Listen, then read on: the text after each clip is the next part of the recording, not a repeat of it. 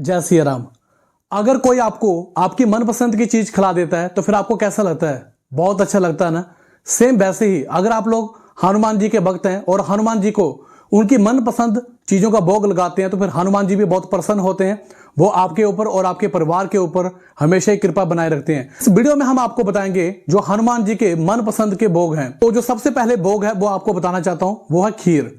अगर आप लोगों को खीर बनाना आती है तो आप खुद बनाएं, पूरी श्रद्धा के साथ बनाएं। उसमें काजू बादाम मेवे डाल सकते हैं, अपने मनपसंद की चीजें उसमें डाल सकते हैं।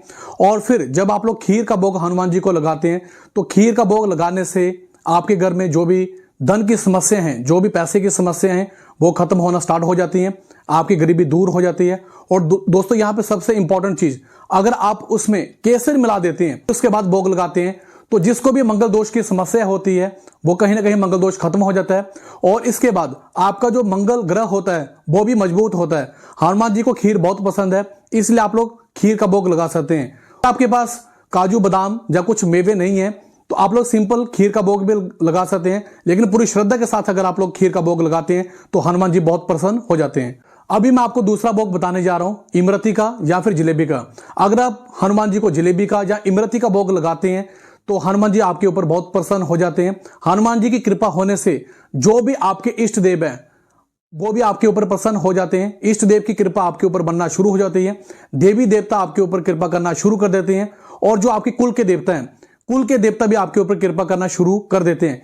क्यों करते हैं? क्योंकि हनुमान जी हमेशा ही अपने आप को भक्त के रूप में मानते हैं। वो कभी भी अपने आप को भगवान के रूप में नहीं मानते हैं, वो हमेशा ही भक्त के रूप में मानते हैं, भक्तों की पीड़ाओं को जानते हैं। तो इस प्रकार से जब आप हनुमान जी को जलेबी का भोग लगाते हैं तो जो भी आपके इष्ट देव होते हैं वो आपके ऊपर कृपा करना शुरू कर देते हैं।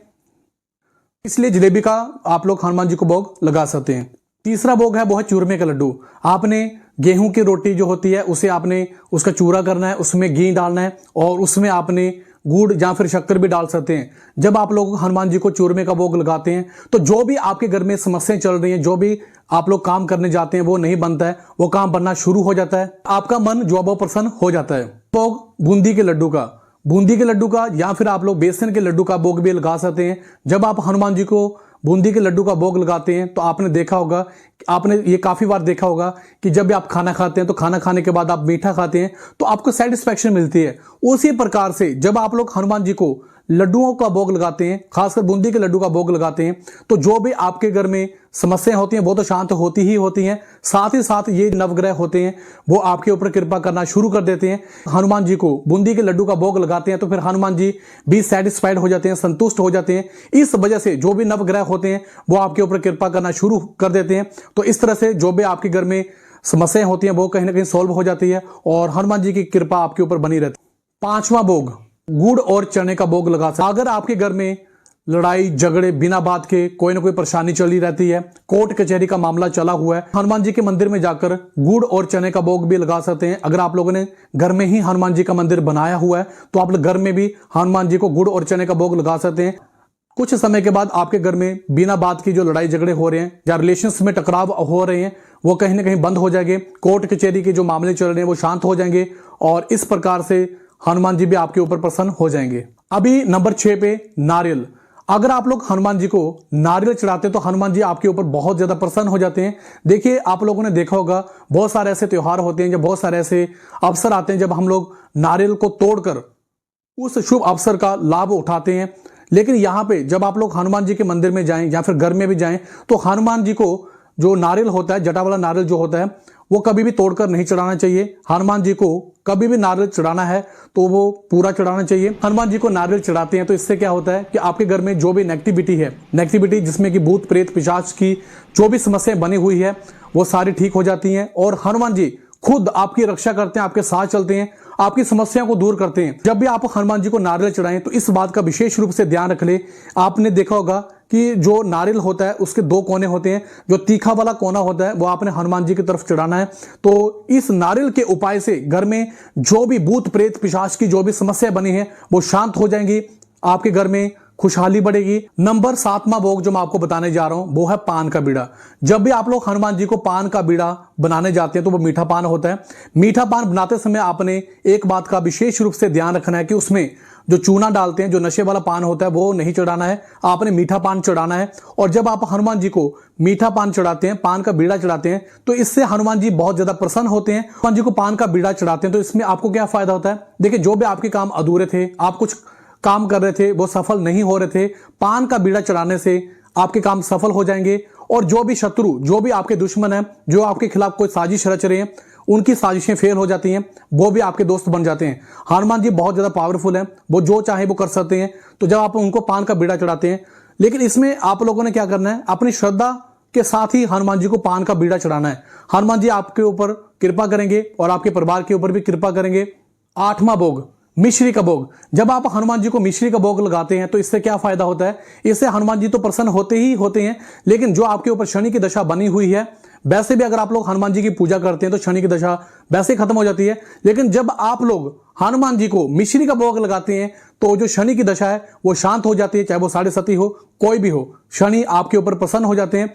और इसमें आपका जो शुक्र है, शुक्र ग्रह जो है वो मजबूत होता है, और शुक्र ग्रह जो है वो प्रेम का प्रतीक है। जब आप लोग हनुमान जी को मिश्री चढ़ाते, जो मिठास पैदा होती है वो आपके रिश्तों में भी देखने को मिलती है, और हनुमान जी के साथ भी आपके रिलेशन जो वो अच्छे हो जाते हैं। हनुमान भोग लगाने से आपकी नौकरी, आपका व्यापार, जो भी आप बिजनेस कर रहे हैं, आप फेमस होते हैं, आपकी कीर्ति बढ़ती है, आपका यश बढ़ता है। इसलिए मिश्री का भोग भी लगाएं। आप अपनी श्रद्धा के अनुसार जितनी मिश्री चाहे उतनी चढ़ा सकते हैं, और लेकिन उसमें प्रेम भावना जरूर होनी चाहिए जब भी आप लोग हनुमान जी को मिश्री का भोग लगाएं। कुछ अन्य भोग, जिसमें कि अगर आप लोग हनुमान जी को केला, सेब, अनार या फिर कोई मौसमी फल चढ़ाते हैं तो हनुमान जी बहुत ज्यादा खुश हो जाते हैं, उनको बहुत खुशी मिलती है, क्योंकि फ्रूट खाना उनकी हैबिट्स में, उनको बहुत अच्छा लगता है।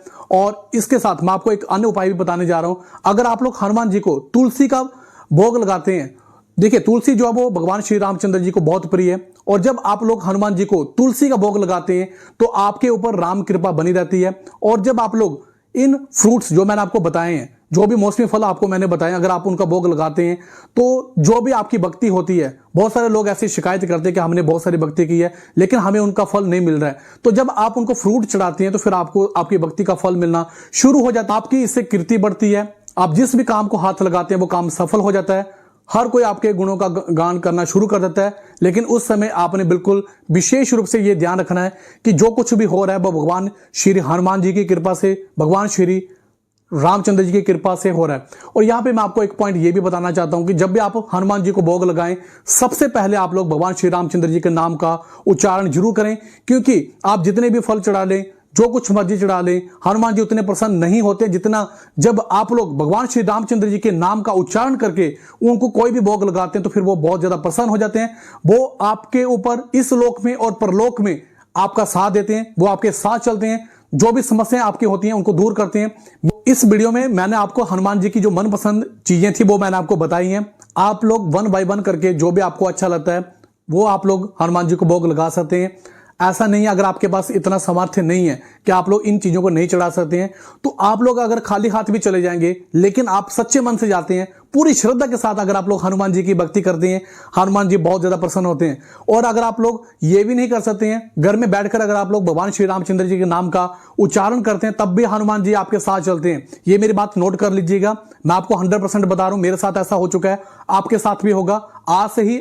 ये नहीं है, इसमें ये नहीं कि आप लोग मंगलवार जाके चढ़ाएं या आप लोग शनिवार जाके चढ़ाएं, जब भी आपका मन करे आप उस बार को जाकर हनुमान जी को भोग लगा सकते हैं। क्योंकि जब कोई आपकी फेवरेट चीज होती है, जब आप उसे खाते हैं तो क्या आप बात देखते हैं कि मैंने शनिवार को खाना है, मैंने मंगलवार को खाना है? जब भी आपका मन करे तब आप लोग खा सकते हैं, तब आप लोग हनुमान जी को भोग लगा सकते हैं। आपने इस बात को भी नोट किया होगा कि जब भी हम लोग, जिनको हम लोग प्यार करते हैं, जब उनकी पसंद की चीज उनको खिला देते हैं, उनको तो खुशी मिलती है, लेकिन उनसे ज्यादा खुशी हमें मिलती है। तो इसलिए अगर आप लोग हनुमान जी के भक्त हैं तो इन भोगों को हनुमान जी को लगाइए और फिर देखिए कि आपके ऊपर कृपा होती है या फिर नहीं होती है। अगर आप लोग हनुमान जी के सच्चे भक्त हैं तो आप लोगों ने कमेंट बॉक्स में 2 बार, एक बार नहीं 2 बार जय सिया राम लिखना है, जो भी आपको पसंद है जय श्री राम, वो आप लोगों ने 2 बार जरूर लिखना है। तो दोस्तों ये आज का वीडियो था जिसमें कि मैंने आप लोगों को हनुमान जी की जो मनपसंद के भोग थे उसके बारे में चर्चा की। नेक्स्ट वीडियो आपको इस तरह से मिलती रहेंगी और डिटेल में चीजें आप लोगों को मिलती रहेंगी। आप हमारे सब्सक्राइबर नहीं हैं, आप राम भक्त, भगवान श्री हनुमान जी के भक्त हैं। चैनल पर हम लोग भक्तों की फैमिली बनाएंगे, तो देखते हैं कि कितने लोग इसे सब्सक्राइब करते हैं। जय श्री राम।